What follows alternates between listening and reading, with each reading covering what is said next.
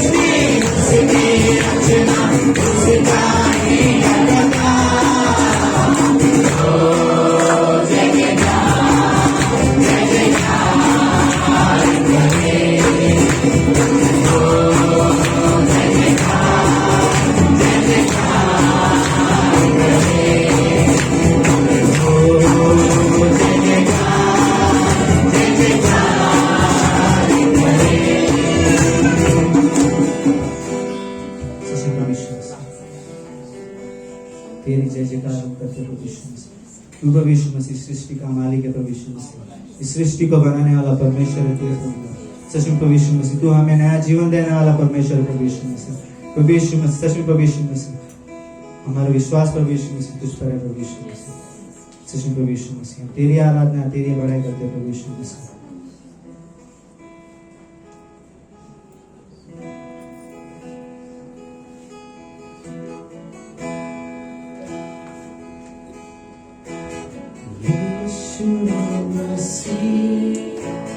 यीशु मसीह तेरे बिना मैं कुछ भी नहीं। तेरी दया तेरी करुणा उसके बिना मेरा जीना नहीं। यीशु मसीह यीशु मसीह तेरे बिना मैं कुछ भी नहीं।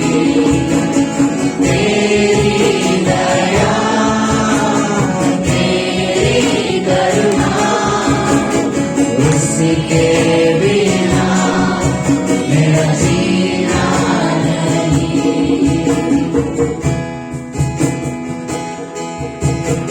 जाऊं तो जाऊं कहाँ,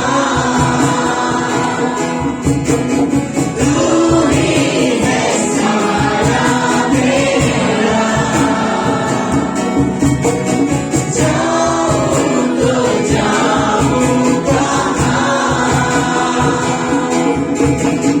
तू ही है सारा मेरा।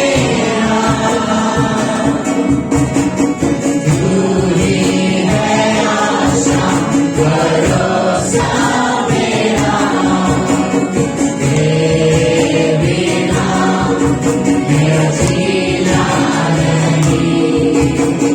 तू ही है आशा भरोसा मेरा तेरे बिना मेरा जीना नहीं। यीशु मसीह यीशु मसीह तेरे बिना मैं कुछ भी नहीं। तेरी दया तेरी करुणा उसके बिना मेरा जीना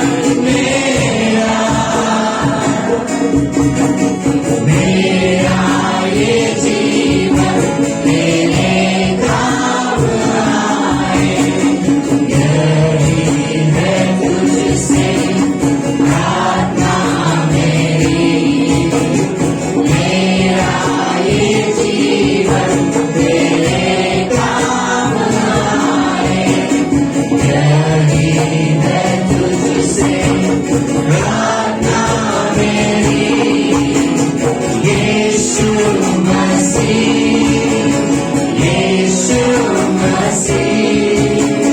तेरे बिना मैं कुछ भी नहीं तेरी दया तेरी करुणा उसके बिना मेरा जीना नहीं उसके बिना मेरा जीना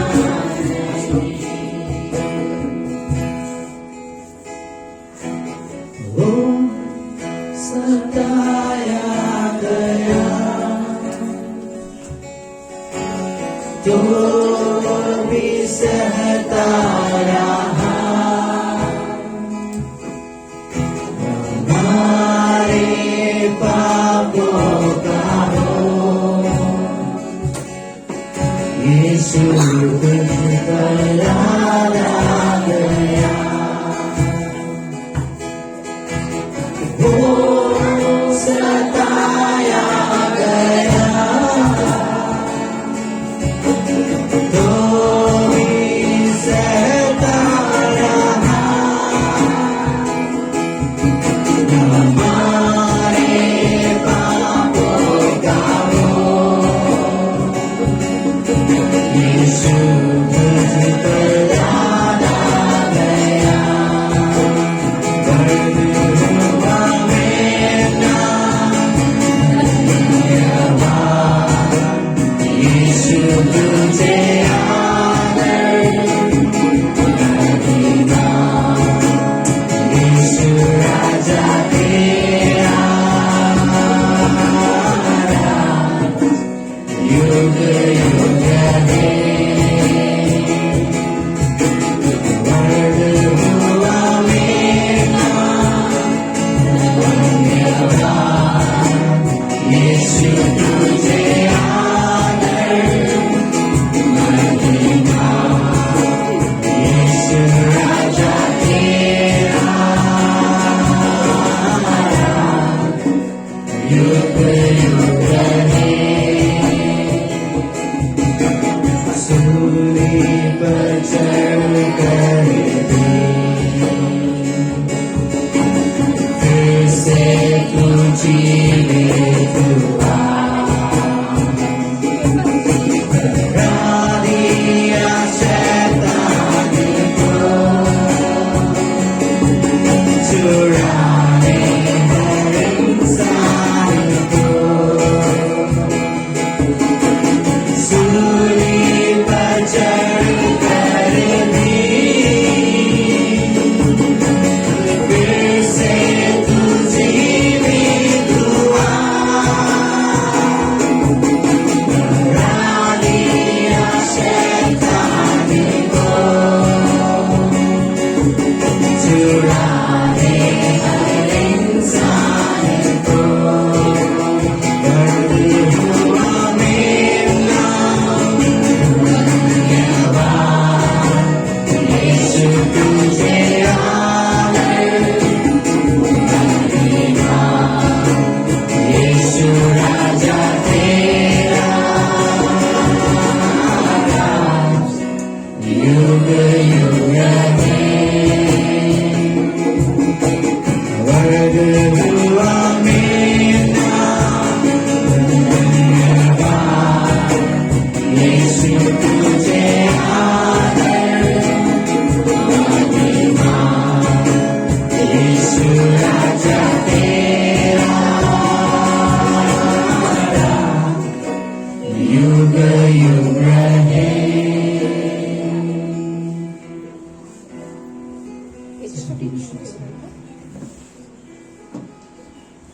सूली पर चढ़कर प्रभु यीशु मसीह तूने हमारे लिए जान दी प्रभु यीशु मसीह तूने हमारे लिए प्रभु यीशु मसीह दुख सहा कोड़े खाए प्रभु यीशु मसीह ताकि हम प्रभु यीशु मसीह फिर से तेरे पास तेरे करीब आ सके प्रभु यीशु मसीह सच में प्रभु यीशु मसीह तेरे उस प्रेम के लिए प्रभु यीशु मसीह हम तुझे धन्यवाद देते प्रभु यीशु मसीह सच में प्रभु यीशु मसीह तू महान है प्रभु यीशु मसीह तूने प्रभु यीशु मसीह प्रेम करना सीखा नहीं प्रभु यीशु मसीह, लेकिन प्रभु यीशु मसीह हम तुझे देखकर प्रभु यीशु मसीह तेरे इस प्रेम को सीखना चाहते प्रभु यीशु मसीह। तू हमें सिखा प्रभु यीशु मसीह, तू हमें चला प्रभु यीशु मसीह, तेरे लिए निर्णय लेने के लिए प्रभु यीशु मसीह। सच्चे प्रभु यीशु मसीह धन्यवाद देते प्रभु यीशु मसीह, धन्यवाद देते प्रभु यीशु मसीह इन लोगों के लिए प्रभु यीशु मसीह। सच्चे प्रभु यीशु मसीह धन्यवाद प्रभु यीशु मसीह कि अपना ये समय प्रभु यीशु मसीह निकाल प्रभु आपके पास आए प्रभु यीशु मसीह। प्रभु यीशु मसीह यहाँ से आप प्रभु यीशु मसीह हम खाली हाथ ना जाए प्रभु यीशु मसीह। प्रभु यीशु मसीह कुछ ना कुछ प्रभु यीशु मसीह हम ग्रहण करें प्रभु यीशु मसीह। तेरे उन वचनों को प्रभु यीशु मसीह हमारे जीवन में प्रभु यीशु मसीह हम अप्लाई करें प्रभु यीशु मसीह, हम लागू करें प्रभु यीशु मसीह और वैसे जिए प्रभु यीशु मसीह। तो हमें मदद कर प्रभु यीशु मसीह, तो हमारी सहायता कर प्रभु यीशु मसीह, तो हमारी परिचय बन प्रभु यीशु मसीह। सच्चे प्रभु यीशु मसीह धन्यवाद प्रभु। आगे की सभा को प्रभु यीशु मसीह करें छोटी सी प्रार्थना करनी है।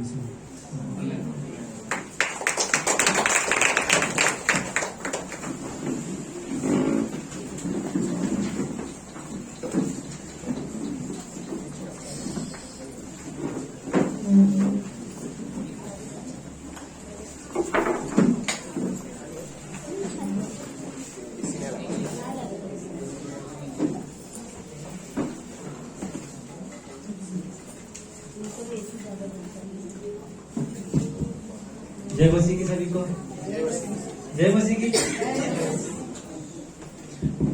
जय मसीह की। हाँ, अभी आए किसी का ध्यान नहीं था तो सोचा कि ध्यान देते थे। थैंक यू, आप सभी लोग आए, सभी का स्वागत है। तो हमारे बीच में जो पहली बार है कृपया खड़ा सकते प्लीज, जो हमारे बीच में पहली बार है आपका नाम। थैंक यू हमारे साथ आने के लिए।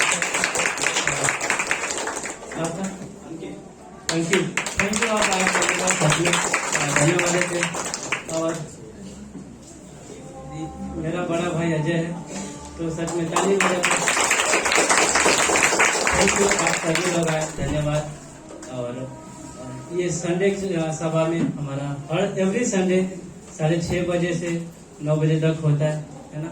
8 बजे तक चर्च है और 9 उसके बाद हमारा फेलोशिप होता है। रैप्चर से आप लोग आ सकते हैं, है ना। बहुत अच्छा टाइम होता है कि हम लोग परमेश्वर के बारे में जानते हैं, है ना।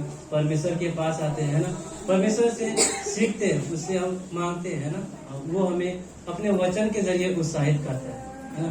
और प्रभु यीशु मसीह ने जिसको जिसको चंगा किया वो लोग संसार में जाके भटके नहीं, है ना।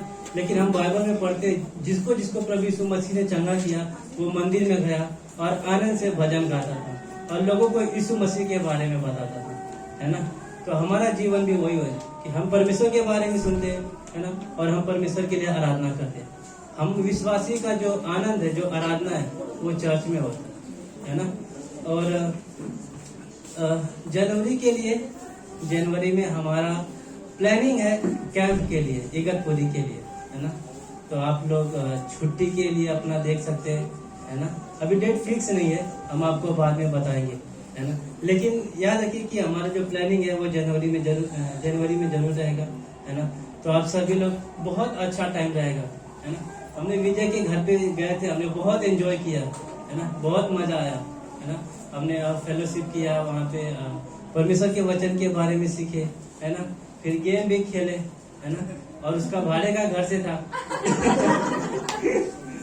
तो हमने आवाज बहुत ज्यादा हुआ, है ना, लेकिन हमने एंजॉय किया था, है ना। और मैं सभी को उत्साहित करना चाहूंगा, है ना। बहुत अच्छा समय होता है जब हम फेलोशिप करते हैं, है ना। हमारा जो आनंद होता है वो परमेश्वर में होता है ना। बहुत से लोग सोचते होंगे कि ये चर्च बोरिंग होता होगा, चर्च में जाके सिर्फ आराधना करते, है ना। लेकिन विश्वासी का जो आनंद है ना, वो परमेश्वर की ताकत है ना। और जब हम आनंद करते हैं तो हम परमेश्वर के लिए आनंद करते हैं, है ना, किसी संसार में नहीं करते। थैंक यू आप सभी लोग आए। और हमारा थर्सडे को बाइबल स्टडी रहता है ना। हम सभी लोग आ सकते हैं, है ना। परमेश्वर के बारे में सीखते हैं, आत्मिक संग्राम, है ना, स्पिरिचुअल वॉरफेयर। विश्वासी के लिए बहुत जरूरी है स्पिरिचुअल वॉरफेयर में, क्योंकि वो वहाँ पे सीखता है कि हम परमेश्वर के राज्य में किस तरीके से जिए, है ना। एक सैनिक के लिए बहुत जरूरी होता है कि वो अपने कपड़े पहन के रहे, जो उसका हथियार है वो जरूरी है। बाइबल में पौलुस कहता है कि अपने आत्मिक हथियार बांध दो, है ना। एक विश्वासी को जब तक वो आत्मिक हथियार नहीं बांधेगा तब तक बोलते हैं शैतान के सामने टिक नहीं सकता, है ना। लेकिन जब उसके पास आत्मिक हथियार रहेगा तो शैतान का सामना कर सकता है। तो हमें भी जरूरत है कि हम पर आत्मिक कैसे कर सकते हैं, जब तक परमेश्वर के वचन को सीखेंगे नहीं, है ना। कल हमने परमेश्वर का बोलते ना कि कल शनिवार था, है ना, परमेश्वर के वचन के बारे में सीखा। हम क्लास में इसलिए नहीं आते कि हम डिग्री पा सके, हम इसलिए कि परमेश्वर के और नजदीक आ सके, है ना। तो हमें परमेश्वर के बारे में जितना सीखने को मिले ना, हमें फेलोशिप करना चाहिए, है ना। और प्लानिंग रखिएगा, है ना, जनवरी के लिए। और एक बात चर्च है कि आप लोग एक दूसरे के लिए प्रार्थना करते रहिए, है ना। प्रार्थना एक वो हथियार है ना। याकूब में 5 में लिखा है कि एक दूसरे के लिए निरंतर प्रार्थना करो, है ना, क्योंकि वो जरूरी है। ये जो प्रार्थना है यही हमारे जीवन को संभाल सकता है ना। परमेश्वर ये जो हमारे जैसे कि कलीसिया प्रार्थना करी थी और पौलुस जेल में था, फिर भी जंजीरें तोड़ दी गई, है ना। वो सिर्फ प्रार्थना की वजह से, है ना। हमारी प्रार्थना, जिसके लिए हम प्रार्थना कर रहे हैं उसके लिए उत्तर हो सकता है ना। तो हमें प्रार्थना करना छोड़ना नहीं है।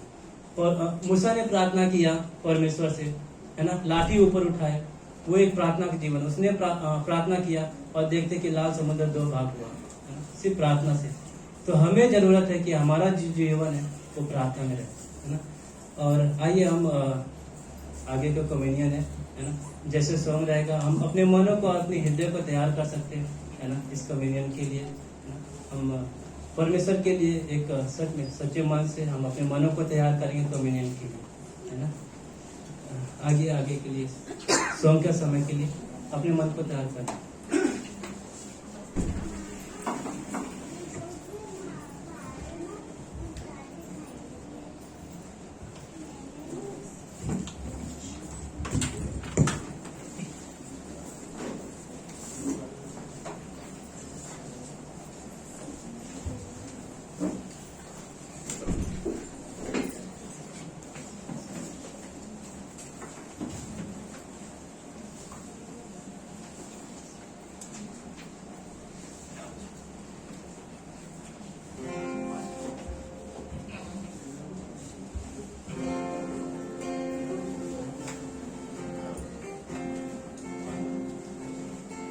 अद्भुत है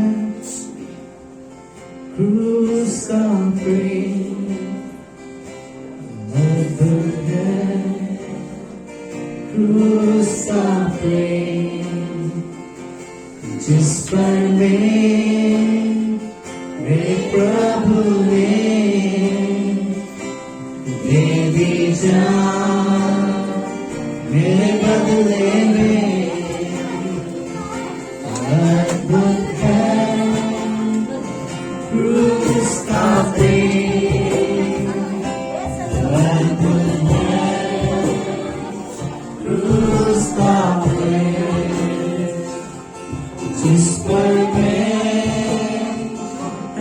प्रभु ने मेरी जान मेरे बदले में। क्या तुझको तेरे प्रेम के बदले देता हूँ मैं अपना जीवन। क्या तुझको तेरे प्रेम के बदले देता हूँ मैं अपना जीवन। तेरी सेवा में, तेरी भक्ति में, तेरी सेवा में, तेरी भक्ति में, पापों को यीशु ने ले जाया, रोगों से हमें पागल को यीशु ने ले जाया, रोगों से हमें। क्या तुझको तेरे प्रेम के बदले देता हूँ मैं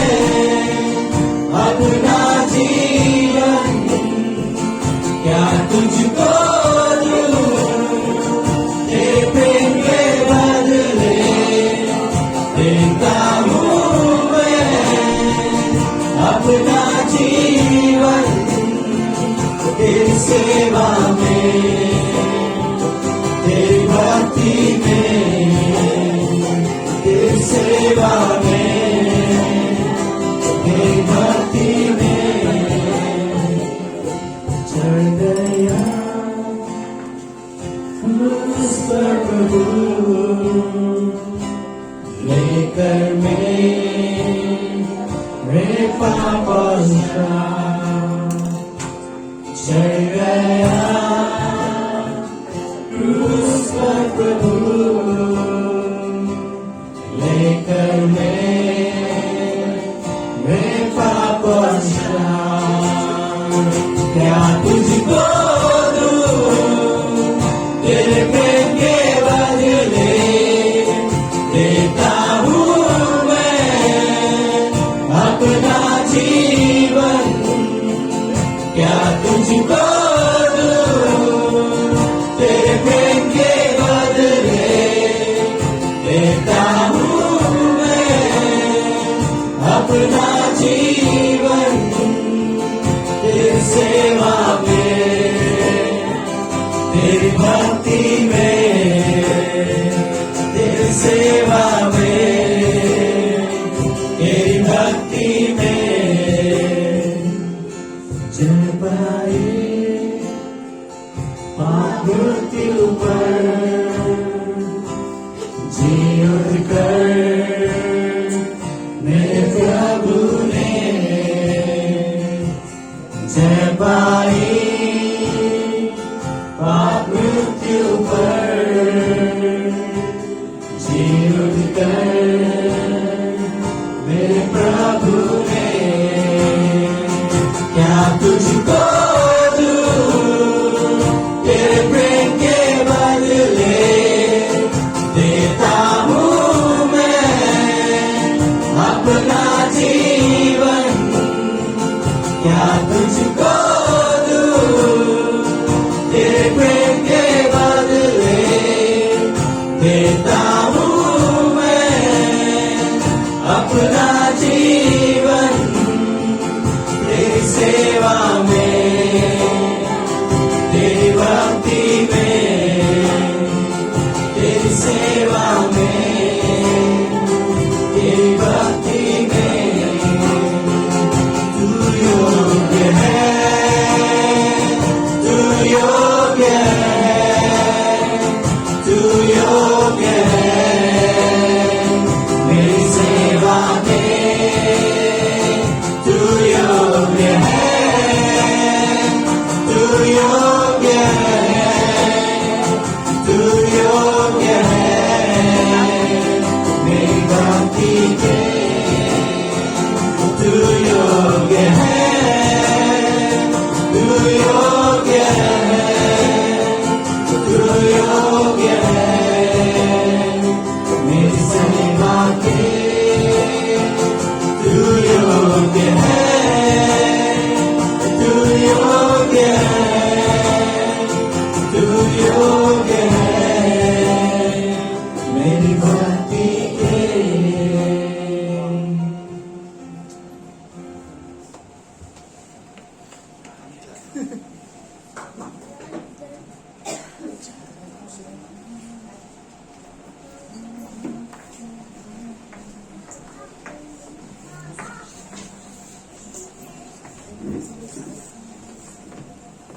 हम लोग अपने स्थानों पर बैठ सकते हैं।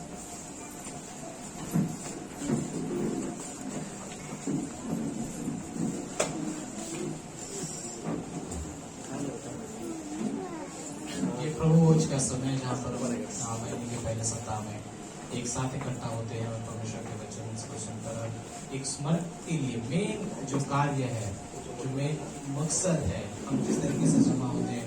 अगर आप एक शब्द याद कर सको तो वो शब्द है याद करना। याद करते हुए आप कोई कार्य कर रहे हो। इसकी कहानी मानो लगभग आप पुराने नियम में भी पाते निर्गमन के 12वें अध्याय से जैसे यहाँ शुरू होता है, जहाँ पर परमेश्वर उनको इजराइलियों को मिस्र देश से बाहर निकालता है और उन लोगों से, अपने इजराइल के लोगों से कहता है कि देखो तुम्हें इस पर्व को, इस फेस्टिवल को तुम्हें बार बार मनाना है। वो फसह का पर्व होता है, उस फसह के पर्व को तुम्हें बार बार मनाना है, लाइक जैसे हर वर्ष में। और उस समय पे वो एक्चुअली में ये कहता है कि कल के दिन में मेन कार्य ये होगा कि आज तुमने देखा कि मैंने तुम्हें कैसे मिस्र देश के दास्ताव से, वहां के उस जगह से, उसके अत्याचार से तुम्हें बचाया और तुम्हें उस वादे के देश में लेकर जा रहा हूँ। कल के दिन में 100-200 वर्ष के बाद जब तुम्हारे बच्चे होंगे, जब तुम इस फेस्टिवल को मनाओगे, तब तुम्हारे बच्चे तुमसे जरूर पूछेंगे। ये निर्गम के बारे में था कि 27वीं पंक्ति, जब तुम्हारे बच्चे तुमसे पूछे कि ये किस कारण से आप ऐसा कर रहे हो, हम ये फेस्टिवल क्यों मना रहे हैं, तब तुम अपने बच्चों से कहना कि ये इसीलिए मना रहे हैं क्योंकि उस समय में इजराइलियों के जो लोग थे, जो मिस्र के 2 लोग थे, उन पर न्याय हुआ था, लेकिन हम उस न्याय से बचाए गए थे। इट्स काइंड ऑफ लाइक, ये वैसा कहने का वादा जो यीशु मसीह ने जो उस क्रूस पर कार्य किया, हम इस चीज को याद रखते हैं कि परमेश्वर ने हमें इस संसार से, उस नर्क से बचाया और अब हम उस पर विश्वास करके हम स्वर्ग के अधिकारी हैं, राइट। एक दिन हम स्वर्ग में जाने वाले हैं, लेकिन हम याद करते हैं। उन्होंने कहा अपने तुम्हारे बच्चे, खास कर तुम्हारे बच्चे याद करना चाहिए, क्योंकि जो घटना आज के दिन में हुई है वो शायद फ्रेश है। मुझे याद रहेगा कि मेरे लाइक कोविड का टाइम हमें याद रहेगा जब तक हम जिंदा हैं, लेकिन उसके बाद शायद 100-2 साल के बाद किसी को समझाना थोड़ा मुश्किल हो सकता है क्योंकि वो उस पल में नहीं जी रहे। बट परमेश्वर ये कह रहा था कि तुम्हारे बच्चे भी इस चीज को ना भूले कि किस कारण से मैंने तुम्हें कैसे बचाया है, किस कारण से तुम्हें इस देश में लाया है। तुम मेरी प्रजा हो, मेरी राजकीय प्रजा, लाइक चुनी हुई प्रजा, राजकीय रॉयल प्रीस्टहुड। सो परमेश्वर ने हमें इस जगह पर बुलाया है और उसने हमें इस कार्य के लिए लाइक इस कलीसिया का हिस्सा बनाया है। क्रूज पर जाने से पहले यीशु मसीह ने अपने शिष्यों के साथ जो समय बिताया, उसमें लूका के 22वें अध्याय में वो कहता है, अंतिम भोजन में जब वो अपने शिष्यों के साथ भोजन करने बैठा तब उसने कहा, मेरे अंदर बहुत जिज्ञासा है, बहुत एक तरीके से इच्छा है कि मैं तुम्हारे साथ भोजन करूं। 16वीं पंक्ति कहता हूं क्योंकि जब तक यह पूरा ना हो मैं दोबारा इसे नहीं खाऊंगा। फिर उसने इस प्रकार के कटोरे को लिया, उसने इस प्रकार के कटोरे को लिया और कहा कि इसे आपस में बांट लो, क्योंकि मैं तुमसे कहता हूँ कि दाखरस में फिर से ना पीऊंगा। उसने रोटी ली, रोटी को भी कहा, साथ भी ऐसे ही कहा और उसने कहा ये चीजें तुम मेरे स्मरण के लिए किया करो। इट्स लाइक रिमेम्बर 2000 साल पहले जिन्होंने क्रूज पर यीशु मसीह को मरते हुए देखा है, वो सच में एस्टोनिश, आश्चर्यचकित रहकर कहेंगे कि परमेश्वर सच में तो हमारे लिए मारा गया, हम इस बात को जानते हैं, हमने अपनी आंखों से देखा है। बट आज 2000 साल बाद भले ही हम कहेंगे कि वो अतीत में हुआ था, लेकिन हम ऐसे जीते मानो वो घटना भी हुई है, राइट। हम हर दिन एक फ्रेश, एक ताजगी का जीवन हम उस क्रूज के उसमें जीते हैं। एवरीडे, हर दिन वो ताजगी से जीवन जीते और हम कहते हैं कि परमेश्वर तू क्रूज पर मेरे लिए मरा था, हर दिन याद करते हुए, राइट। सो उसी के साथ हम लोग जैसे यीशु मसीह ने अपने शिष्य के साथ बैठा और उसने एक तरीके से रोटी के टुकड़े को लिया, पहले उसने से तुम्हारा ये मेरा देह है, इसे याद करते हुए हम लेते हैं।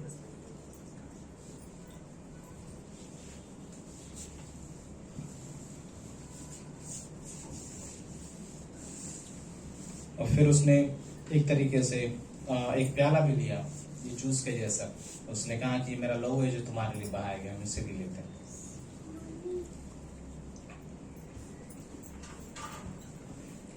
धन्यवाद परमेश्वर इस समय के लिए कि हम इस कलीसिया में आकर एक साथ जमा होकर हम सच में कह सकते कि हम एक प्रभु की आराधना करते हैं। हमारा परमेश्वर एक है, वह यहोवा है, सर्वशक्तिमान है। उसने हमें बचाया, संसार से बचाया, पाप से बचाया, नरक से बचाया, बचाकर हमें स्वर्ग की ओर ले जाए। हम स्वर्ग के वारिस हैं। थैंक यू कि आपने हमें प्रियो में जाना है। वी आर योर बिलव्ड, हम आपके फेवरेट्स है गॉड, हम आपकी राजकीय प्रजा है, हम आपके राजदूत हैं। आपने हम आपके लेपालक संतान है, आपने हमें अडॉप्ट किया, गोद लिया है गॉड अपने परिवार में आपके लहू के द्वारा। थैंक यू उस लहू के लिए, उस शरीर के लिए जो आपने हमारे लिए तोड़ा, काटा गया, चीजें हुई परमेश्वर, सिर्फ इसलिए क्योंकि आपका प्रेम बहुत अद्भुत था परमेश्वर। जो हमने गीत गाया हम वैसा जीवन जी सके इस समय में गॉड, कि हम क्या दे सकते हैं तेरे उस बलिदान के बदले गॉड, बस तो हमारे जीवन को इस्तेमाल कर सके परमेश्वर। हम अपना जीवन आपको देना चाहते हैं। थैंक यू इस कलीसिया के लिए, यहाँ पे जो लोग हैं, हम जो सहभागी हुए इस हिस्से में, प्रभु हम एक दिन दोनों हाथों को उठाकर आपकी आराधना करेंगे। वाह, वो पल, उस जगह जहाँ पर हम भूलेंगे नहीं कि हम याद करें, हम जिएंगे उन पलों में। धन्यवाद देते परमेश्वर फिर से इन मौकों के लिए। कलीसिया में हर कोई जो है आने वाले समय को, हर हिस्से को हम आपके हाथों में देते हैं। आने वाले समय को आप आशीष करना, हम सभी से बातें करना। धन्यवाद देते फिर इस समय यीशु मसीह के नाम से मांगते हैं, आमीन।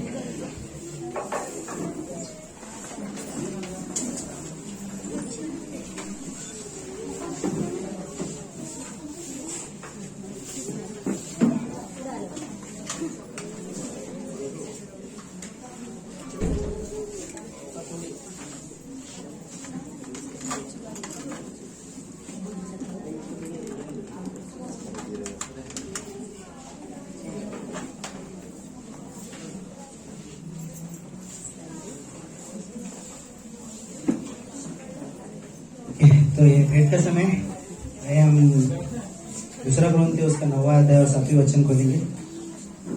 यहाँ पर लिखा है, हर एक जन जैसा मन में ठाने वैसा ही दान करे, ना कुड़कुड़ा कर, ना मन में ना दबाव से, क्योंकि परमेश्वर हर से देने वाले से प्रेम करता है।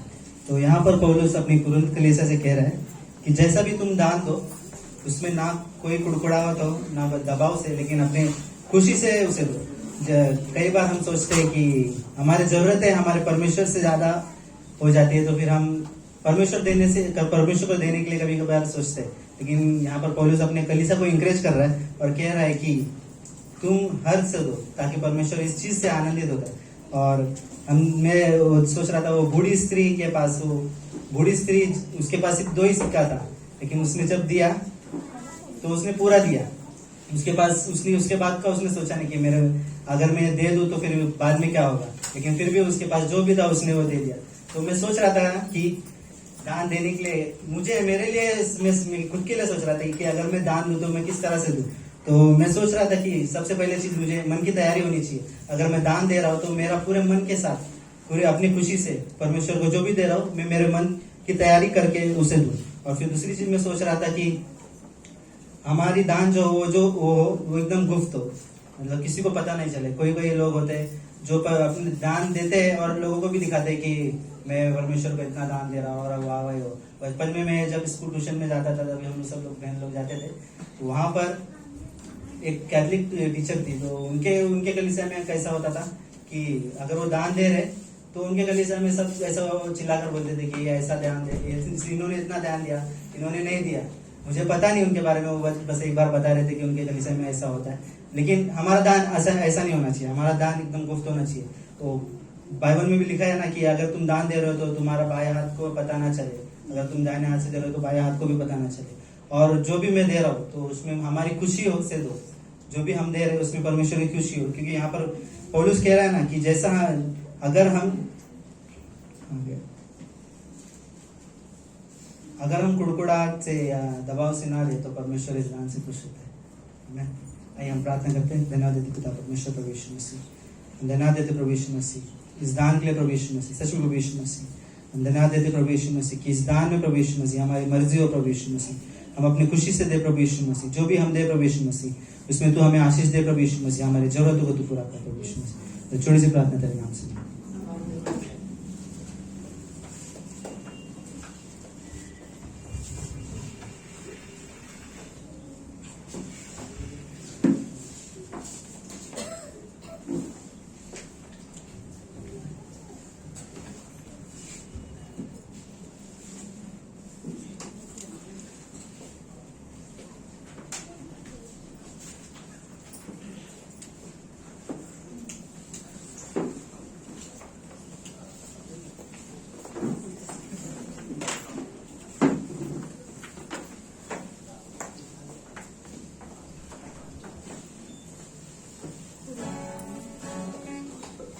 यीशु मसीह की जय। सब यीशु मसीह के नाम पे ताली। और सब एक दूसरे को बोलते यीशु मसीह तुमसे प्रेम करता है। अपने पड़ोसी को बोलो हालेलुया।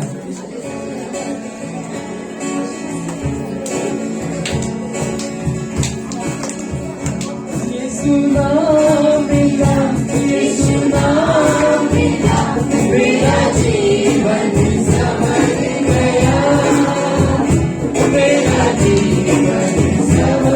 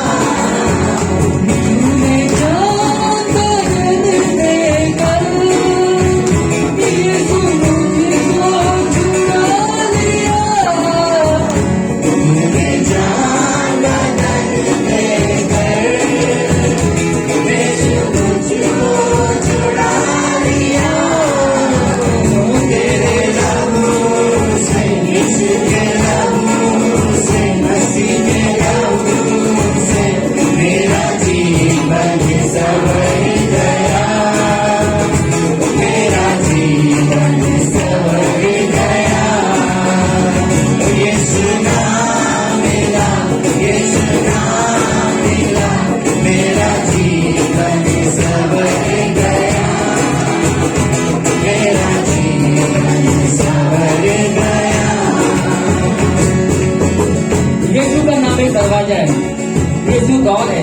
आज हमारे जीवन में कहीं भी अंधकार हो, हर जगह दीवारें दीवारें, सिर्फ यीशु का नाम पुकार लो, क्या बदल हो जाए। तेरा नाम जो लेता है वो जिंदगी पाता है। तेरा नाम जो लेता है वो जिंदगी पाता है। तेरे नाम पे चलकर तुम्हें नाम गाता है। तेरे राहों पे चलकर तुम्हें नाम गाता है। तेरे रूह से खुदा के रूह से मेरा जीवन संवर गया। मेरा जीवन संवर गया। यीशु नाम मिला, यीशु नाम मिला, मेरा जीवन संवर गया। मेरा जीवन संवर गया। यीशु मसीह के पास एक कोढ़ी आया और घुटने लेके कहने लगा, हे प्रभु यीशु मसीह, अगर तू चाहे तो मुझे चंगा कर सकता है। यीशु मसीह ने उसका तरस खाया और कहा, मैं चाहता हूँ कि तू चंगा हो जाए। हालेलुया। यीशु तेरी हुजूरी में कुदरत और जलाल है। यीशु तेरी हुजूरी में कुदरत और जलाल है। यीशु तेरे ही हाथों में मोज़िज़ा और कमाल है। यीशु तेरे ही हाथों में मौजूद और कमाल है। मोज़ात का मतलब होता है मिराकल।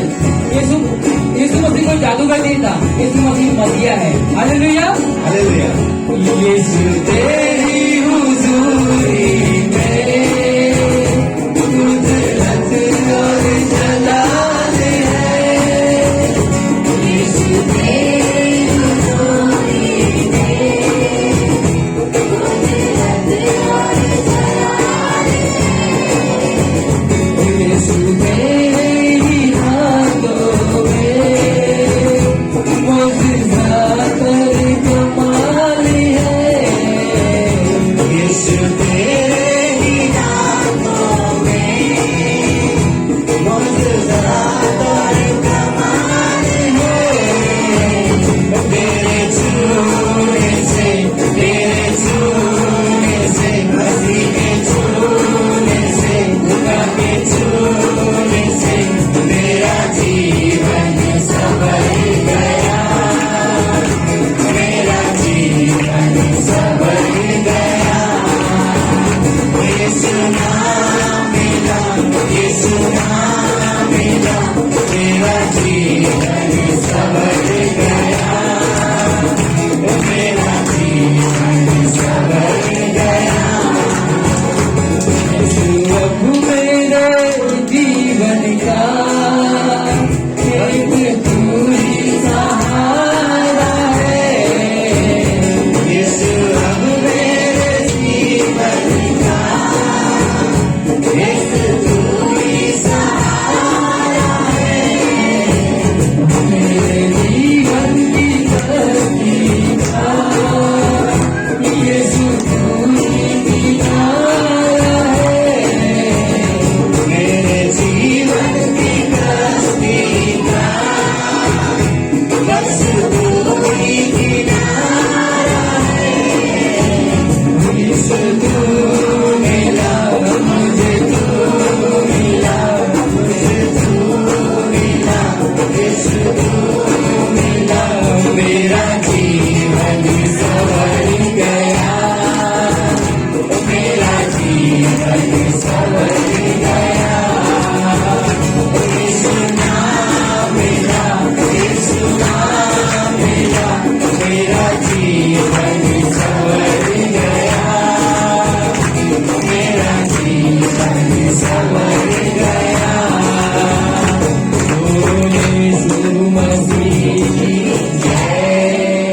हालेलुया।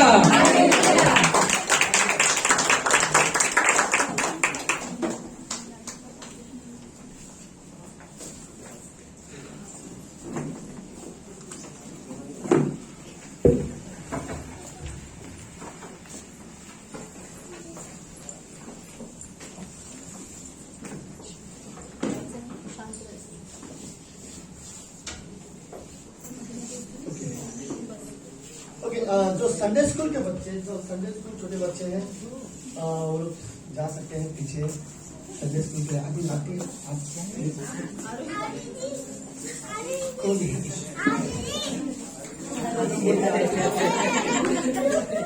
ओके, पुनः शायद करना है। ओके, जो भी, हाँ, और पीछे के जो बॉयज, अगर आप आना चाहते हो आगे, तो 4, 5, 6 कुर्सियाँ खाली है, तो पीछे का जगह खाली हो जाएगा अगर आप आगे आना चाहते हो बैठने के लिए।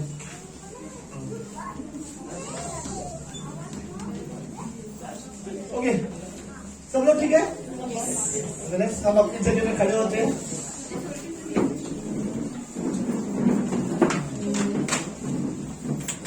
हेलो, ओके, मेरा माइक का आवाज ठीक है सुमित?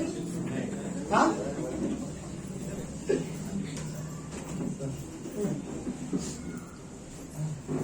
क्या बात है, क्यों कोई आगे नहीं आना चाहता? पर रियल लाइक दूसरा कुरिन्थियों की किताब उसका 10वां अध्याय और 3री और 4थी पंक्ति और 5वीं पंक्ति। दूसरा कुरिन्थियों की किताब उसका 10वां अध्याय। अच्छा लग रहा है, आज बहुत से लोग हैं। आई थिंक आज किरण हमारे बीच में है फर्स्ट टाइम। थैंक यू किरण। किरण को मैं काफी बार मेन चर्च में देखा हूँ, मॉर्निंग सर्विस में आता हूँ। थैंक यू आने के लिए, थैंक यू सो मच। और अजय है पीछे, अजय, अंकित, थैंक यू भाई लोग आने के लिए, आपका रियली स्वागत है। ओके, आज जिस सब्जेक्ट को मुझे आप लोगों के साथ शेयर करनी है, जिस विषय पर मैं आज आप लोगों के साथ बात करना चाहता हूँ, वो शब्द स्पिरिचुअल वॉरफेयर बोलते हैं इंग्लिश में, आत्मिक संग्राम। राइट, मैं प्रार्थना करूंगा प्रभु कि आज ये संदेश हम सब समझ सके। राइट, हमें रियली समझने की जरूरत है कि ये आत्मिक संग्राम का मतलब क्या है। ये स्पिरिचुअल वॉरफेयर एक लड़ाई, राइट, आत्मिक लड़ाई, जो विश्वासी के जीवन से विश्वासी को कई बार पता भी नहीं होता, राइट, कि वो उसके जीवन में आत्मिक लड़ाई शुरू होती है। ओके, अलग कुछ पंक्तियां पढ़ते हैं। दूसरा कुरिन्थियों का 10वां अध्याय उसकी 3री पंक्ति कहता है, क्योंकि यदि भी हम शरीर में चलते फिरते तो है, तो भी शरीर के अनुसार नहीं लड़ते, क्योंकि हमारी लड़ाई के हथियार शारीरिक नहीं है, गढ़ों को दाह देने के लिए परमेश्वर के द्वारा सामर्थ्य है। हम कल्पनाओं को और हर एक ऊंची बात को, इस एरिया को रियली समझने की कोशिश करो। हम सभी के अंदर कई सारे कल्पनाएं होती है। कल्पना मतलब सब समझते हैं, राइट, इमेजिनेशन, राइट। और ये सारे, मैं यह बिलीव करता हूं कि अगर प्रैक्टिकली आप पाप ना भी करो या गलती ना भी कर रहे हो, इमेजिनेशन एक ऐसी जगह जिसमें हम बहुत ज्यादा गलतियां कर लेते हैं, राइट। याद है यीशु मसीह ने वर्ड बोला था, तुमने सुना होगा कि तुम व्यभिचार मत करना, ये पुराने नियम में बात लिखी गई है। लेकिन मैं कुछ बोलना चाहता हूं, मैं ये बोला था, अगर किसी ने मन में सोचा भी तो वो क्या है, वो पाप है, राइट। तो ये किसी को मन में कल्पनाएं करना, किसी के लिए बुरा कल्पनाएं करना, किसी के लिए क्या हो, किसी मन में मार देना किसी को, राइट। तो ये सारी कल्पनाएं है। तो यहाँ पे बोलता है कि जो हम कल्पनाओं को, हर एक ऊंची बात को जो परमेश्वर की पहचान के विरोध में उठती है, हम खंडन करते हैं, राइट। मेरे अंदर अगर दिमाग में कई सारे नेगेटिव थॉट चल रहे होंगे, मैं उसका विरोध करने वाला व्यक्ति हूं। क्योंकि देखो, आपका कल्पना अगर आपके खिलाफ जो सोच चल रही है, अगर वो सही हो या गलत हो, उसे आपको ही पता है कि वो क्या चल रही है। तो इसमें कोई और आपको मदद नहीं कर सकता। एक पवित्र आत्मा मदद कर सकता है, एक आप खुद अपने आप को मदद कर सकते हो, राइट। तो ये भी पॉसिबल है, अगर कल्पनाएं जैसे आएंगे, बहुत जल्दी चांसेस है कि आप प्रैक्टिकली वो चीजें करना शुरू करोगे और वो चीजों को आप करना पसंद भी करोगे। तो कहीं ना कहीं शुरुआत जो है कि कल्पनाओं से शुरू होती है। तो कई बार ये कल्पनाओं को रोकने की जरूरत है। तो पौलुस यहाँ पर बोलता है कि हर एक ऐसी कल्पना है जो परमेश्वर की पहचान के विरोध में उठती है, हम उसके खंडन करते हैं। और हर एक भावनाओं को, क्या है भावना? ओके, समझ रहे हैं? क्या हर एक भावनाओं को, जो भी इमोशनल हो जाना, नाराज होकर बैठ जाना, ना दुखी होकर बैठे रहना सालों साल तक, तो यह सारी चीजों को, हर एक भावनाओं को कैद करके मसीह का आज्ञाकारी बना देते हैं। मुझे एक पंक्ति पसंद। ओके, और एक पंक्ति है, 2 कुरिन्थियों का 2 अध्याय और उसकी 11वीं पंक्ति। इसमें लिखा है कि 2 कुरिन्थियों का किताब, उसका 2 अध्याय 11वीं पंक्ति में लिखा है कि शैतान का हम पर दाव न चले, क्योंकि हम उसकी युक्तियों से अनजान नहीं है। शैतान का हम पर दाव ना चले, क्योंकि हम उसकी युक्ति से क्या नहीं है? अनजान। मतलब क्या है? मतलब कहना है पौलुस क्या बताए, हम शैतान क्या चाल चलता है, ऐसा नहीं कि हमें पता नहीं है, हम सभी को पता है। अगर इस कमरे में ऐसे है कि आपको शैतान के चाल नहीं पता, तो उसका सिर्फ एक कारण है, आप बाइबल नहीं पढ़ते हो। क्योंकि शैतान के बारे में बाइबल में लिखा है, यीशु मसीह के बारे में भी लिखा है, शैतान की चाल, शैतान के विचार भी बाइबल में लिखा हुआ है, राइट। तो अगर मुझे शैतान के चाल नहीं पता तो शायद मैं बाइबल नहीं पढ़ता। अगर मैं बाइबल पढ़ रहा हूं तो मुझे शैतान के चाल पता होनी चाहिए, राइट। तो ये वर्ड बोलता है कि शैतान का हम पर वो दाव ना चले, वो ट्राई करेगा गिराने का, इस कमरे में हर एक विश्वासी को रुकने का, परमेश्वर में बढ़ने के रुकने की कोशिश करता रहेगा, वो चाल चलता रहेगा। और उस बोलते हैं वो चाल चलता रहेगा, लेकिन उसका जो दाव है वो हम पर हावी ना हो पाए, राइट, क्योंकि हम उसकी युक्तियों से अनजान नहीं है, जो भी उसके प्लान है हम उससे अनजान नहीं है। आमीन। जस्ट प्रार्थना करते हैं। प्रभु यीशु, हम धन्यवाद देते हैं आज के दिन के लिए और इस सुंदर समय के लिए। धन्यवाद पिता, हम रियली एंजॉय कर रहे थे गॉड, जब आपकी आराधना हो रही थी इस कमरे में। हम विश्वास करते हैं प्रभु यीशु की आपकी उपस्थिति हमारे बीच में है। हम सब जानते हैं प्रभु आप कितना प्यार करते हो हमसे। हम जानते हैं परमेश्वर आप जीवित परमेश्वर हो, आप प्रार्थना सुनते हो, आप अगुवाई करते हो, आप हमारे साथ चलते हो, आप हम पर दया भी करते हो, हमारी प्रार्थना का उत्तर भी देते हो प्रभु। हम जानते हैं क्योंकि आप जीवित परमेश्वर हो। धन्यवाद पिता परमेश्वर। प्रभु हमें जागरूकता की जरूरत है, हमें सीरियस होने की जरूरत है आपको लेकर गॉड। परमेश्वर, प्रार्थना, बाइबल, प्रभु इन चीजों को हम लाइटली नहीं ले सकते। अगर इन चीजों को हम लाइटली लेंगे तो गॉड फिर शैतान के दाव हम पर हावी हो सकते हैं। हमें रियली आपकी जरूरत है प्रभु। हर एक विश्वासी आपको देखना सीखे, आपको सुनना सीखे, आपसे बात करना सीखे प्रभु यीशु, क्योंकि हम जानते हैं कि शैतान विश्वासी पर आक्रमण करता रहता है। ये विश्वासी लाइफ क्रिश्चियन वॉरफेयर है गॉड, हम जानते हैं। धन्यवाद प्रभु यीशु, धन्यवाद आप हमारे साथ हो पिता। धन्यवाद। प्रार्थना यीशु मसीह के नाम से करते हैं, आमीन आमीन। आप सब लोग बैठ सकते हैं। तो आज का सर्विस रियली अच्छा था, वर्शिप अच्छे थे, ऑफरिंग मैसेज, कम्युनियन सर्विस, चीजें अच्छे जानते रहे। संजीव भाई तो हमारा हमेशा अलग ही जोश में रहते थे। बीच बीच में क्या स्टेटमेंट थे वो बाहर याद करके आते कि जस्ट बोले जा रहे थे, मूड में थे तो लेकिन अच्छा था। ओके, सो लेट्स आज पहली बार हम कलीसिया में लड़ाई के बारे में बात करेंगे। बट ये लड़ाई ऐसी वाली लड़ाई नहीं कि आप एक दूसरे के साथ लड़ो, ये लड़ाई उसके बारे में है, समझो कि कोई है जो आपके खिलाफ है। आपको पता है इस कमरे में सब लोग, आपको पता है शैतान आपसे क्यों नफरत करता है? क्यों शैतान लोगों से सच में नफरत करता है? क्यों शैतान के नजर में आप दुश्मन हो और आपके नजर में शैतान दुश्मन है? आपने शैतान को कुछ बिगाड़ा है? आपने कभी उसके खिलाफ गए? राइट, आपने उसके लिए कुछ बुरा चाहा? आपने कभी परमेश्वर शैतान के लिए? किसी ने नहीं बुरा चाहा, राइट? हमने शैतान को देखा नहीं, हमने शैतान के लिए कुछ नहीं किया, कुछ उसके आगे में कुछ नहीं किया, फिर भी शैतान हमारा दुश्मन क्यों बना हुआ है? पता है क्यों? क्योंकि परमेश्वर हमसे प्रेम करता है। आपको पता है पूरी दुनिया में परमेश्वर ने बनाने के बाद परमेश्वर का पूरी सारी चीजें परमेश्वर ने बनाया, लेकिन जो रिश्ता था परमेश्वर का सिर्फ 2 लोगों के साथ था, एक स्वर्गदूतों के साथ और एक इंसानों के साथ, राइट। और स्वर्गदूतों में से 1/3 स्वर्गदूत परमेश्वर के साथ परमेश्वर के खिलाफ गए और इस धरती पर शैतान बन के गिरा दिए। शैतान शब्द का एक्चुअल मतलब क्या होता है? विरोध, राइट, विरोध करने वाला। मतलब ऐसा व्यक्ति जो हमेशा विरोधी। हम किसी को गुस्से में बोलते हैं ना, तू शैतान है मेरा, राइट, तू शैतान है। मतलब शैतान का कोई भयानक वाला मतलब नहीं है, शैतान का सिंपल मतलब है विरोध करने वाला, हमेशा खिलाफ जाने वाला इंसान को। और परमेश्वर ने उसे शैतान कहा क्योंकि तू मेरे खिलाफ जाएगा हमेशा।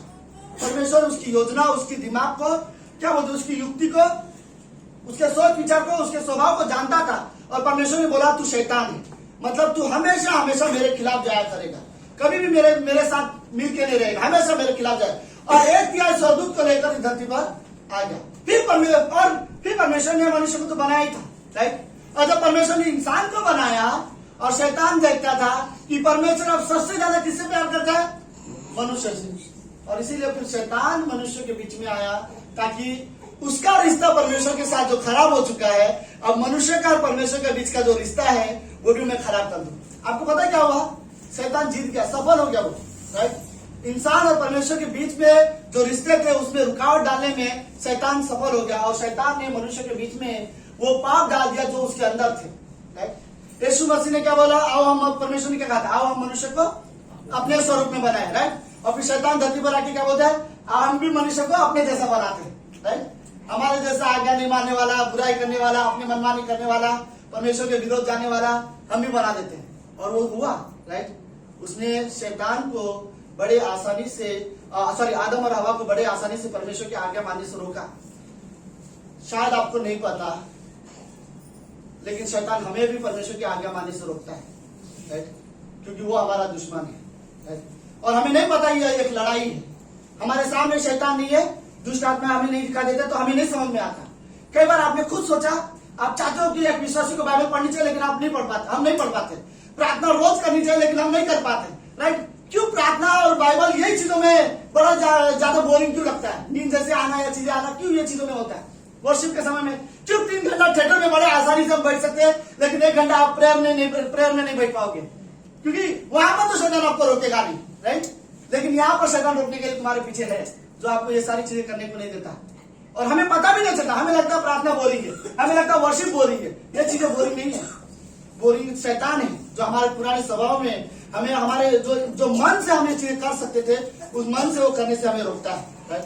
तो इसीलिए शैतान हमारे, ओके, आप में से कई सारे ये लोग बोलना चाहते हो मुझे ये लड़ाई नहीं चाहिए, राइट। लेकिन मैं आपको एक बात बताना चाहता हूँ, चाहे आप इस लड़ाई में भाग लो चाहे ना लो, अगर आप यीशु मसीह में विश्वास करते हो तो आप इस लड़ाई का हिस्सा हो चुके हो।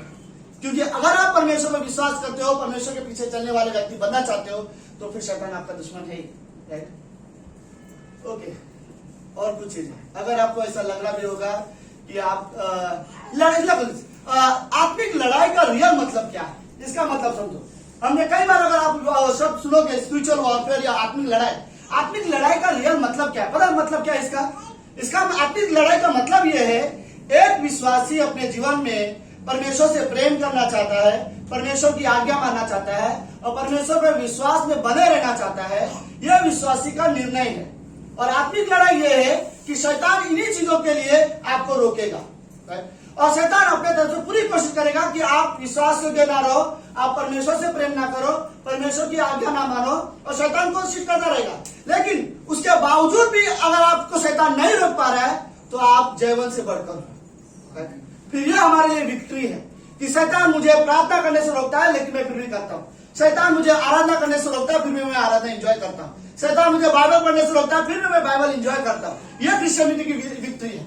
मेरी विक्ट्री यह नहीं कि मेरा बैंक बैलेंस में थोड़ा सा बढ़ गया, राइट, मेरा बिजनेस सफल हो गया, या मैं पहले से ज्यादा बुद्धिमान व्यक्ति बन गया, या मैं पहले से अच्छा दिखने वाला बन गया, या पहले से ज्यादा मेरा नाम अब बन गया लोगों में। यह विश्वासी में विक्ट्री नहीं है।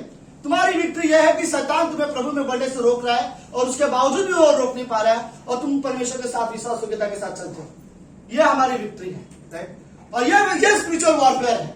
आप कल से डिसीजन लो, कल से मैं बाइबल पढ़ूंगा, कल से मैं प्रार्थना करूंगा, कल से मैं प्रभु की आज्ञा मानूंगा, उसके साथ साथ चलूंगा। तो शैतान भी उठ के बोलेगा, ठीक है, मैं भी देखता हूं तू कल से कैसे बाइबल पढ़ता है, कैसे आराधना करता है, कैसे परमेश्वर के साथ चलने की कोशिश करता है, और वो आपको रोकने की कोशिश करेगा। यही हमारा स्पिरिचुअल वॉरफेयर है। तो हमें रियली जरूरत है कि लेट्स थोड़ा सा सावधान रहे, क्रिश्चियनिटी में थोड़ा यीशु मसीह के लिए थोड़ा सीरियस रहे। मैं ये वर्ड यंगस्टर सारे लोगों को बोलना चाहूंगा, यीशु मसीह के लिए स्टैंड लेना सीखो। जो विश्वासी को करना चाहिए वो जरूर करना चाहिए। जो यीशु मसीह ने हमें कहा है करो, वो हमें रियली करना चाहिए। जो बाइबल हमें मना करती है कि नहीं करना चाहिए विश्वासी को, वो चीज हमें सीरियसली नहीं करना चाहिए। हमें वहां पर यीशु मसीह के लिए स्टैंड लेना चाहिए। भले ही मेरा मन करे, भले मेरा नाम मन करे, अगर बाइबल बोलता है या परमेश्वर कहता है ये करो, तो विश्वासी को करना चाहिए।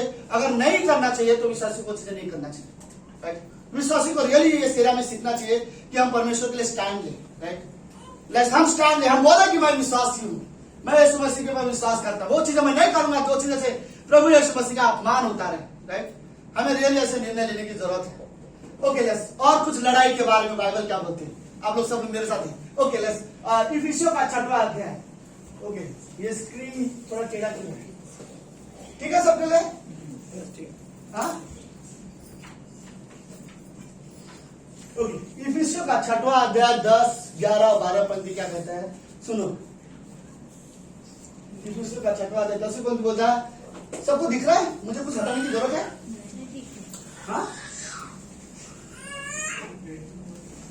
ओके। निदान प्रभु में और उसकी शक्ति के प्रभाव में बलवान बनते जा, राइट। परमेश्वर की ओर से आज्ञा है, ओके। प्रभु में बलवान बनते, क्योंकि अगर आप डिसीजन लेना चाहते हो या परमेश्वर के साथ चलने का, परमेश्वर के साथ बने रहने का डिसीजन लेना चाहते हो, फिर शैतान भी कोशिश करता रहेगा कि आप वो ना कर सको। तो आपको बलवान बनना चाहिए, आपको वचन में स्ट्रांग होने की जरूरत है, आपको प्रभु में बलवंत होने की जरूरत है। लाइक आप इमोशनल नहीं हो सकते, आप अपने प्रॉब्लम्स के बहाने नहीं दे सकते। सीरियसली आपको, अगर आपने सोचा है परमेश्वर के पीछे चलने का, तो आपने सोचा है, राइट। उसके बाद कोई भी रुकावट आए, वो शैतान का काम है। देखो, शैतान अपना 6000 साल से वो काम कर रहा है, वो विश्वास हो गया अपने काम के लिए, हमें अपने विश्वास हो गया रहना है, ओके। तो वो बोलता है, ओके, दूसरी पंक्ति होती है, परमेश्वर के सारे हथियार बांध लो। यार सारे हथियार इफिसियों के 6वें अध्याय में है, राइट। ओके, सारे हथियार बांध लो कि तुम शैतान की युक्तियों के सामने खड़े रह सको। सारे हथियार बांध लो कि तुम शैतान की युक्तियों के सामने क्या रह सको, खड़े रह, स्थिर खड़े रह सको, कि शैतान तुम्हें गिरा रहा है लेकिन तुम गिर नहीं रहे, राइट। इस तरह से करते। ओके, आगे क्या बोलते हैं, क्योंकि हमारा यह मल युद्ध हमारा यह मल युद्ध, ओके, मतलब हमारी यह लड़ाई, मैं थोड़ा इजी भाषा में पढ़ा, ओके। हमारी यह लड़ाई लहू और, ये लहू कौन से, हाँ, लहू और मांस से नहीं है। लहू और मांस मतलब समझ लो, लहू मांस किसमें है, इंसानों में। हमारी लड़ाई एक दूसरे के साथ नहीं है, राइट। कोई है एक दूसरे से सच में नफरत करता है, बाइबल बोलते है तुम गलत लड़ाई लड़ रहे हो, राइट। ये लड़ाई नहीं लड़नी चाहिए तुम्हें एक दूसरे के साथ। हमारी लड़ाई कहाँ गया, हाँ, लहू और मांस से नहीं है, परंतु प्रधानों से और अधिकारियों से और इस संसार के अंधकार के हाकिमों से है, जो शैतान और दुष्ट आत्मा के बारे में बात करता है, राइट। संसार के अधिकार के हाकिमों से है और उस दुष्टता की आत्मिक सेनाओं से है जो आकाश में है। आकाश यानी यही हवा, राइट। जो तो हमारी लड़ाई इसमें है, ओके। और एक लास्ट पंक्ति, याकूब का किताब, उसका 4वां अध्याय, मैंने दिया वो पंक्ति, हाँ, याकूब का 4:7 इसमें लगे। इसलिए सब लोग ध्यान से देखो, ओके।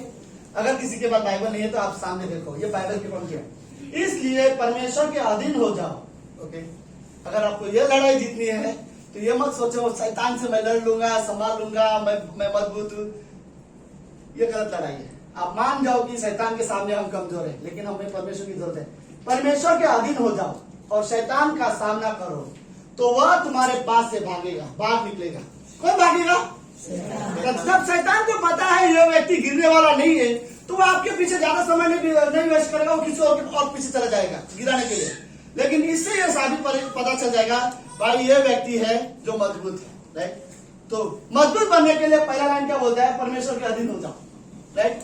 और परमेश्वर के अधीन होकर शैतान का सामना करो, शैतान भागेगा। तो ये चीजें हैं, ओके। साथ ही साथ मैं घड़ी भी देख रहा हूँ, मेरे पास 6-7 मिनट, ये जैसे कि वैसे भी आज सर्विस थोड़ा लंबे लग रहा है, ओके। आप सब लोग ठीक हो? ओके, मेरा ये सवाल है, सुनो। शैतान सबसे ज्यादा किन लोगों पर क्या बोलते हैं, अटैक करता है या आक्रमण करता है? किन लोगों पर? 3 से 4 ऐसे पॉइंट मैंने लिखे हैं, राइट, जिनके बारे में हमने बात किया थर्सडे क्लास में, हमने सिखाया था। शैतान सबसे ज्यादा किन लोगों पर ज्यादा अटैक करता है, और अटैक करता भी है, और ऐसे लोगों पर जिन पर वो सफल भी हो जाता है, राइट। पहला कारण जिसके ऊपर शैतान सबसे ज्यादा अटैक करता है, पहला व्यक्ति पता है कौन है? घायल व्यक्ति। घायल व्यक्ति का मतलब होता है किसी को हाथ, क्या बोलते हैं, चोट लग गई हो, सर फूट गया, बोलते हैं ना, एक चोट दर्द है, राइट, इसको घायल बोलते हैं ना, वो कोई व्यक्ति को चोट लग गई है, राइट। लेकिन एक घायल, ये वो वाली घायल है जो शरीर में लगी हो, एक घायल जो इंसान को मन में लगी रहती है, राइट, या हृदय में लगी रहती है। 2 साल पहले एक व्यक्ति ने आपको क्या बोला था, अभी तक वो लगा हुआ है मन में, राइट। आप अंदर से घायल हो, आप भूल नहीं पा रहे हो उसने आपके साथ कैसे बात किया, आपके साथ क्या किया, आपके साथ कैसे व्यवहार किया, कैसे झगड़ा किया, कैसे आपका अपमान किया, और ये सारी चीजें आप अंदर से भूल नहीं पा रहे हो और अंदर से आप घायल हो। और इस घायल में क्या होता है, आप सब कुछ, तो मैं आपको उदाहरण समझाने की कोशिश करता हूँ। ओके, अगर कोई बात है जो मुझे इस कमरे में किसी से संदीप भाई ने मुझे कुछ बोला था, बहुत गुस्सा आया, फिर मैं भूलने की कोशिश करता हूँ, फिर मैं चल जाता हूँ, आराधना करता हूँ, और सडनली बीच में एक बार अगर वो याद आए, मूड खराब हो जाता है, राइट। फिर दोबारा बोलने की कोशिश करता हूँ, फिर सब कुछ करता हूँ, फिर प्रार्थना करने जाता हूँ, प्रार्थना भी करता हूँ, और सडनली बीच में याद आए तो वापस मूड खराब हो जाता है। फिर बीच बीच में ये क्या करता है, हमें डिस्टर्ब करता है। वो अंदर से जो घायल है, वो अंदर से जो चोट लगी हुई है, राइट। पसी शाले ने बड़ा अच्छा एग्जाम्पल दिया था। समझो कोई अगर सब्जी काट रहा हो, उसकी उंगली कट गई, कटने के बाद दरवाजे पे कोई आदमी आया, उसने बेल बजाया, और फिर वो जाके दरवाजा खोलता है। ओके, यहाँ पे क्या बोलते हैं, पट्टी बांध दिया, दरवाजा खोला, अपने खास दोस्त को देखा, उसको बिठाया, फिर पूरा खून साफ किया, उसके साथ बैठ रहे, खाना खा रहे, अच्छे से बात कर रहे, कुछ प्रॉब्लम नहीं है, बड़े अच्छे से हंस भी रहे दोनों। बीच बीच में हाथ ये करते रहे, बीच बीच में वो दर्द आता रहता है, राइट। एक अच्छा है, अगर ये दर्द नहीं होता तो शायद वो और अच्छे से एंजॉय कर सकते तो फिर इशू, लेकिन ये बीच बीच में अभी अभी लगा हुआ है, राइट। बीच बीच में वो दर्द के मारे वो डिस्टर्ब हो रहे हैं। तो ये जो घायल होते हैं ना, हम बाकी सारी चीजें कर पाते हैं, प्रार्थना आराधना चीजें कर पाएंगे, बीच बीच में हम डिस्टर्ब हो जाएंगे, राइट। और उसके वजह से हम वैसे नहीं कर पाएंगे जैसे हमें करना चाहिए। शायद मैं प्रार्थना वैसे नहीं कर पाऊंगा जैसे करना चाहिए था, आराधना वैसे नहीं कर पाऊंगा जैसे मुझे करना चाहिए, क्योंकि शायद मैं अंदर से घायल हूँ, राइट। और इस घाव से हमें चंगाई की जरूरत है, राइट। और इस चंगाई के लिए हमें परमेश्वर के पास आने की जरूरत है, और परमेश्वर के अधीन हो जाने की जरूरत है, राइट।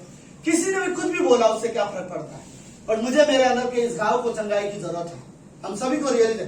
लेकिन एक चीज याद रखो, अगर आपके मन में किसी के लिए किसी ने आपके मन में घाव लगाया है और वो घाव ठीक नहीं हुए हो, तो आप शैतान आपको ज्यादा चांसेस है कि आपको इस्तेमाल करे, उसी एरिया में याद करके आपको निराश करे बार बार, राइट। तो हमें हमारे मन में ऐसे घाव रियली नहीं चाहिए, राइट, कि हम किसी ने मेरे दोस्त ने 2 साल पहले, भाई ने 2 साल पहले क्या बोला था, वो सारी चीजें लेके बैठना, ये एक अंदर से घाव है। अब सलोम अंदर से बहुत घायल था। पता है क्या होता, उसकी बहन के साथ एक व्यक्ति ने गलत किया, जो उसका भाई था, वो भी उसका भाई था, लेकिन दो मार से थे ये लोग, राइट। उसने जाके उस व्यक्ति को मार दिया, मेरी बहन के साथ गलत किया, गुस्से में आया, उसने उसको मार दिया, राइट। उसे मार दिया, वो भी दाऊद का बेटा था, ये भी दाऊद का बेटा था। फिर दाऊद को गुस्सा आया, तूने उसको क्यों मारा। दाऊद 2 साल उसके साथ बात नहीं किया। अब उसको क्या लग रहा है, मेरा पिता 2 साल मेरे से बात नहीं कर रहा है, 2 साल में घर के अंदर ही उसने सारे लोगों को अपने साइड कर लिया, दाऊद के खिलाफ बात करके। ये अंदर घायल होने की वजह से इंसान क्या क्या सोचने लगता है, राइट। कैन अंदर से घायल था, राइट। इसको लोग पसंद करते, मुझे लोग पसंद नहीं करते, इसका भेंट ग्रहण किया, मेरा भेंट ग्रहण नहीं किया। अंदर से वो घायल था और अकेला जाके बैठा हुआ था, और अपने भाई को बुलाया, जैसे उसका भाई आया उसे मार दिया। ये घायल होना कभी कभी रियली विश्वासी के लिए अच्छा नहीं है। ये घायल होना कोई छोटी छोटी बात होती है, हमें क्या होता है पता है, वो अपनी लाइफ जिएगा, मैं अपनी लाइफ जिएगा, मुझे प्रॉब्लम नहीं है, अच्छी बात है। अगर याद आएगा बार बार तो आप खुद डिस्टर्ब रहोगे, राइट। बट ऐसे घायल में शैतान हमें रियली ज्यादा इस्तेमाल करता है, तो हमें रियली सावधान रहना चाहिए। अगर मैं किसी के लिए, मैं अंदर से घायल हूं, तो मैं आत्मिक जीवन में मेरे लिए रुकावट होगी, राइट। ओके, दूसरी चीज, ओके, जो बहुत ज्यादा भावुक लोग होते हैं, शैतान उसको बहुत ज्यादा अटैक करते हैं।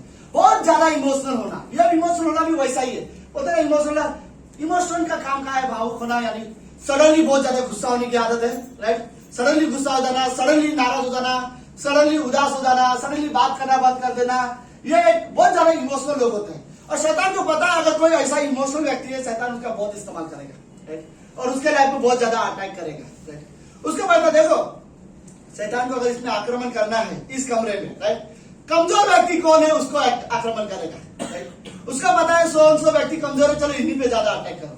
हमें रियली सावधान रहने की जरूरत है, राइट। ये हमारे स्पिरिचुअल वॉरफेयर है, आत्मिक लड़ाई है, राइट।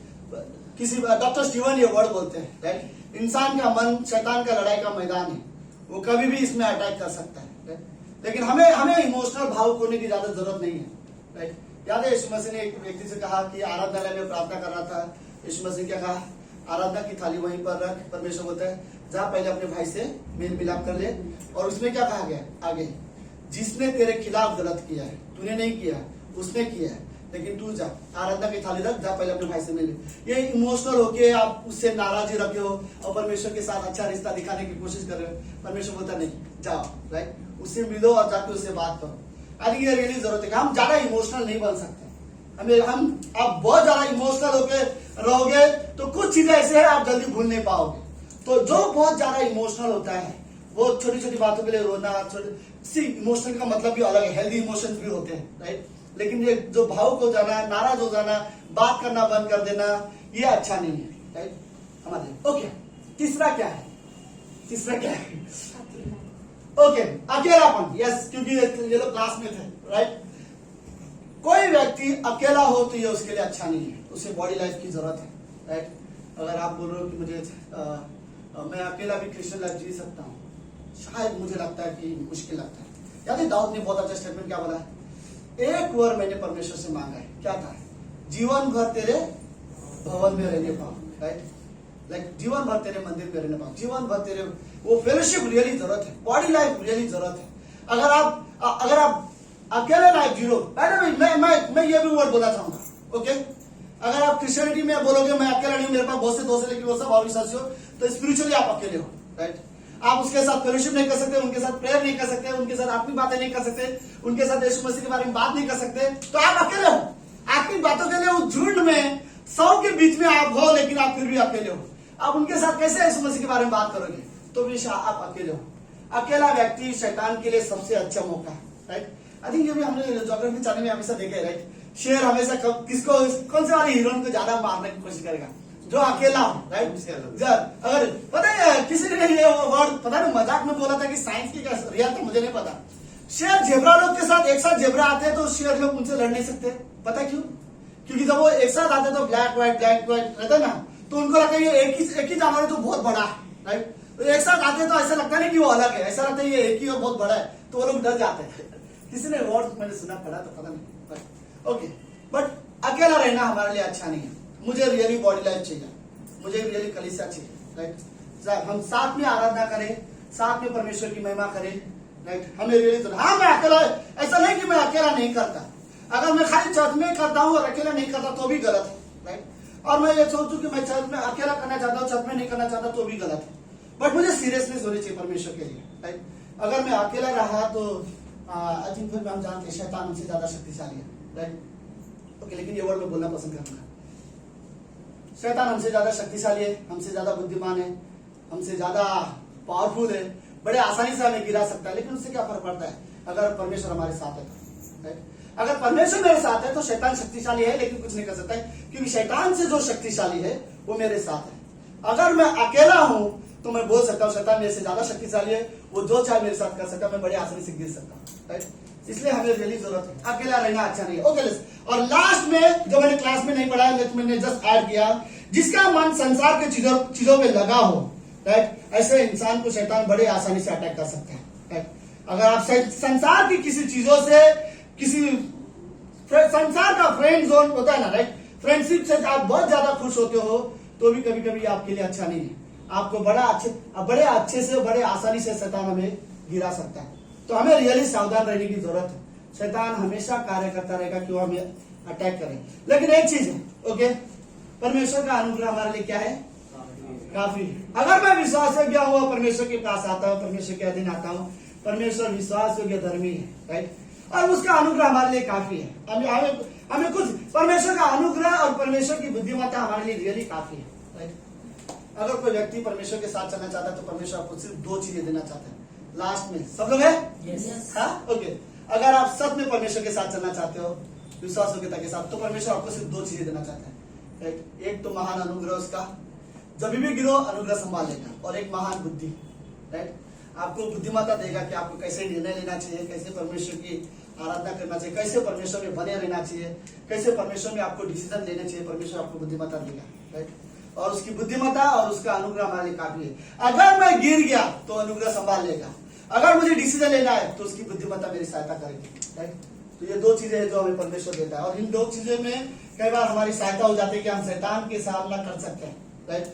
किसी और ने स्टेटमेंट लिखा था, मुझे हमेशा से पसंद है, अगर तुम परमेश्वर के सामने, क्या वर्ड है, ऐसे ही, राइट, हाँ, अगर कोई प्रार्थना में परमेश्वर के सामने घुटने में बैठता है तो परमेश्वर उसके लिए खड़ा होता है, और जिसके लिए परमेश्वर खड़ा होता है उसके खिलाफ कोई खड़ा नहीं हो सकता, राइट। ये किसी और स्टेटमेंट किसी और व्यक्ति ने बोला था, मुझे रियली अच्छा लगा था, राइट।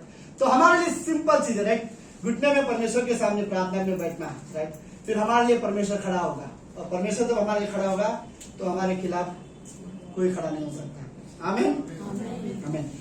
मैंने जो शायद कहानी मैंने आपसे पहले भी बोला होगा, लेकिन जस्ट एक इलस्ट्रेशन के लिए, एक बार एक आदमी था जो एक बार, सॉरी क्या आदमी नहीं, एक जोकर था। जोकर सब समझते हैं?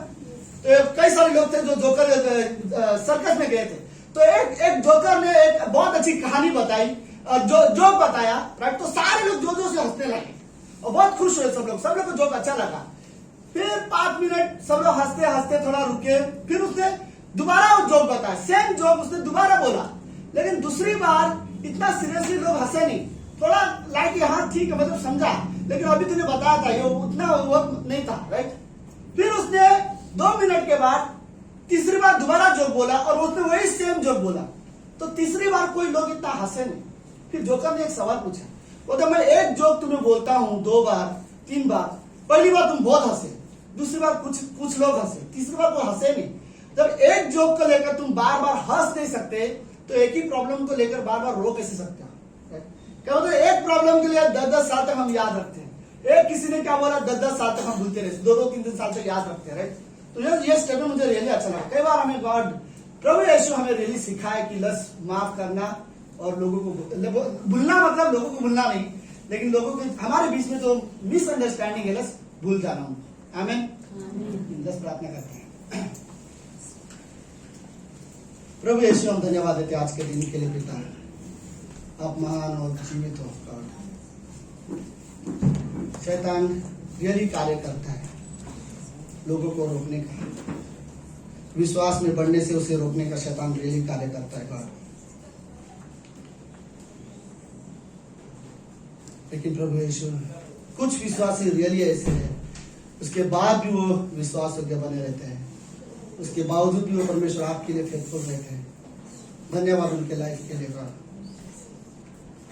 धन्यवाद। ऐसे विश्वासी दुनिया में है जो सचमुच आपको देखते हैं, आपका आदर करते हैं, आपके लिए विश्वास योग्य बने रहते हैं, आपके साथ चलने का निर्णय लेते हैं। प्रभु ऐसे विश्वासी है, मे भी ऐसे विश्वासी हमारे इस कमरे में भी है गॉड, जो रियली आपसे प्रेम करते हैं, जिनके लिए संडे सभा कोई मजाक नहीं है प्रभु। ऐसा नहीं कि जस्ट जाके हाजिरी देना है प्रभु, हम रियली आपसे प्रेम की वजह से इस कमरे में आते हैं और हम आपका आदर करते हैं।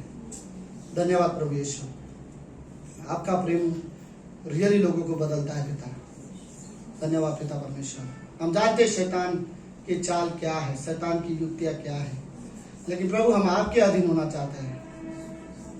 प्रभु हमें रियली सिखाओ, हम आपके अधीन रह सके पिता। धन्यवाद पिता परमेश्वर, धन्यवाद देते हैं। प्रार्थना यीशु मसीह के नाम से करते हैं, आमीन आमीन।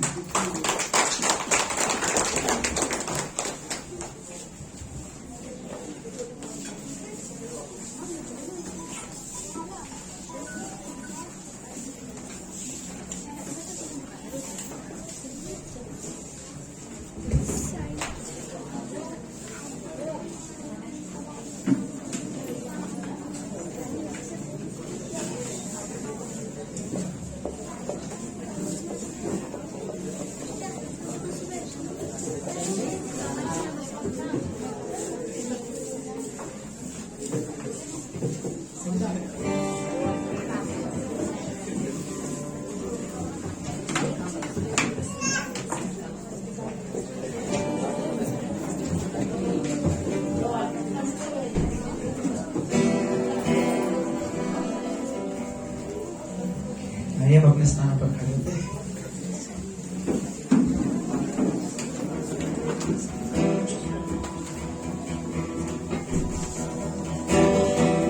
पहले के साथ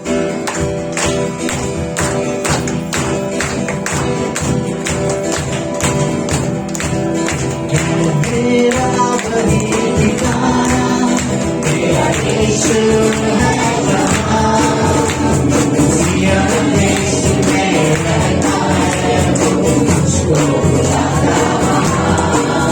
है मेरा वही ठिकाना, मेरा यीशु है जहाँ, सिया देश में रहता है वो मुझको बुलाता वहाँ।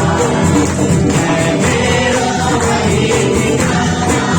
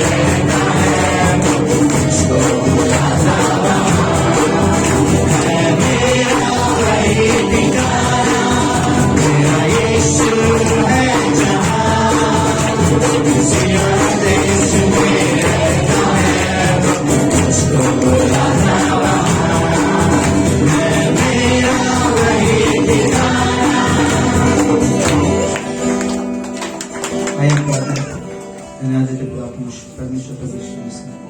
सचिन प्रभु यीशु मसीह, धन्यवाद प्रभु यीशु मसीह, आज के वचन दिए प्रभु यीशु मसीह। सचिन प्रभु यीशु मसीह, हमें पता नहीं प्रभु यीशु मसीह, लेकिन हम प्रभु यीशु मसीह इस लड़ाई में है प्रभु यीशु मसीह। और प्रभु यीशु मसीह इस लड़ाई में प्रभु यीशु मसीह लड़ने वाला तू है प्रभु यीशु मसीह। सचिन प्रभु यीशु मसीह, तो हमारे मन में प्रभु यीशु मसीह तेरे वचनों को डाल प्रभु यीशु मसीह, तेरे लिए निर्णय ले सके प्रभु यीशु मसीह, ताकि हम शैतान की चालों से प्रभु यीशु मसीह बच सके प्रभु यीशु मसीह। प्रभु यीशु मसीह, तू बड़े प्रभु यीशु मसीह हमारे जीवन में प्रभु यीशु मसीह। सच प्रभु यीशु मसीह धन्यवाद देते प्रभु यीशु मसीह। प्रभु यीशु मसीह, तू हमें घायल मत होने दे प्रभु यीशु मसीह। हमारे मनों में प्रभु यीशु मसीह किसी के लिए प्रभु यीशु मसीह कड़वाहट हो प्रभु यीशु मसीह, तो तू प्रभु यीशु मसीह आज उसे दूर कर प्रभु यीशु मसीह। हमें प्रभु यीशु मसीह भावुक होने मत दे प्रभु यीशु मसीह। प्रभु यीशु मसीह, सच प्रभु यीशु मसीह, हम जब निर्णय ले प्रभु यीशु मसीह, तब हम प्रभु यीशु मसीह इमोशनली नहीं ले प्रभु यीशु मसीह, लेकिन प्रभु यीशु मसीह जो सही है प्रभु यीशु मसीह उसकी तरफ प्रभु यीशु मसीह, तो हमें प्रभु यीशु मसीह राह दिखा प्रभु यीशु मसीह। सच प्रभु यीशु मसीह धन्यवाद प्रभु, इस वचन के लिए धन्यवाद प्रभु यीशु मसीह। हम जब जाए घर प्रभु यीशु मसीह, तू हमें सही सलामत लेकर जा प्रभु यीशु मसीह। छोटे से प्रार्थना करेंगे।